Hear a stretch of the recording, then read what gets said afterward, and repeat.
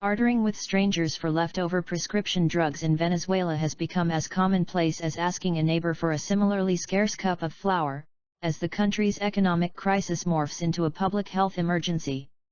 So desperate is the situation that television and radio stations have taken to broadcasting requests for drugs and medical supplies, and people are turning to social media to seek out life-saving medicine. We found the heart disease drug Manadon, which my mum takes daily, using WhatsApp.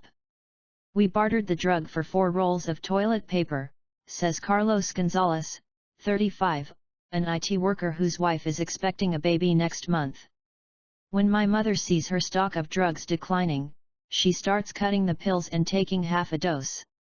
If we can't find the medicines, there's nothing we can do.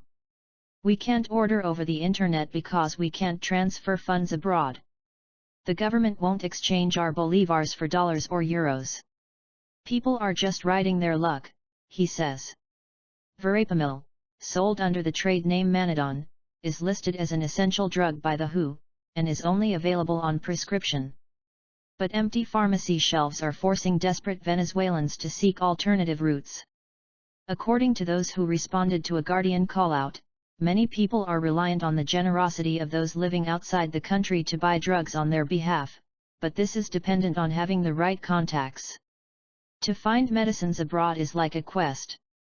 In Spain, if pharmacies know the medication is for Venezuela, they will sell you the medication without a prescription. We must rely on friends or family to then bring it over because we are not allowed to receive anything from abroad using DHL or the post, says Rosa, 43, an administrator from Caracas, the capital. As many Venezuelan doctors have emigrated to the US, we have some contacts there and these doctors will issue a prescription to a pharmacy directly. The pharmacy posts to a US address, then that person brings the medicines to Venezuela. We then need to pay with dollars or euros bought on the black market as we don't have free currency exchange in the country. My 75-year-old mother cannot live without Diovan for high blood pressure and Lumigan eye drops for glaucoma. I have also a brother that suffers from Crohn's disease. It is painful to see him suffering for long periods until finally he can get his medication. We are dependent on the goodwill of people who have family or friends abroad to send us the drugs, she says. Carla, who lives in Washington, D.C., uses a friend in Colombia to buy and deliver thyroid and glaucoma medication for her parents living in Caracas. My father is diabetic and must inject insulin every day. He'll run out of his current stock in less than a month. We're planning to send my brother overseas to get insulin for my dad who is 70 and can't travel long distances. My mother suffers from a heart arrhythmia and must take medication daily. Her doctor has changed it 5 times over the past 6 months so she can try to find at least one kind that helps her condition. She takes whatever she can find, but it's not the ideal medication she requires, she says.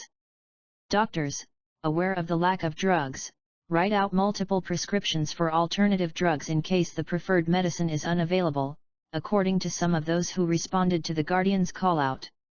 Hospitals are also functioning with a lack of basic medical equipment, with reports of patients being asked to bring syringes and bandages with them. We have less and less each day. Our medical practices have changed. It's crazy. There is not enough income to keep up with our normal expenses. We are all affected. I'm a doctor and even I can't get treatment for my own maladies, says Sylvia, 41, an anesthetist. Opponents of the president, Nicolas Maduro, passed a law last month that would allow Venezuela to accept international aid to prop up the healthcare system. But Maduro, in a television address, rejected the calls, describing them as an attempt to privatize the health system. Gonzalez feels lucky.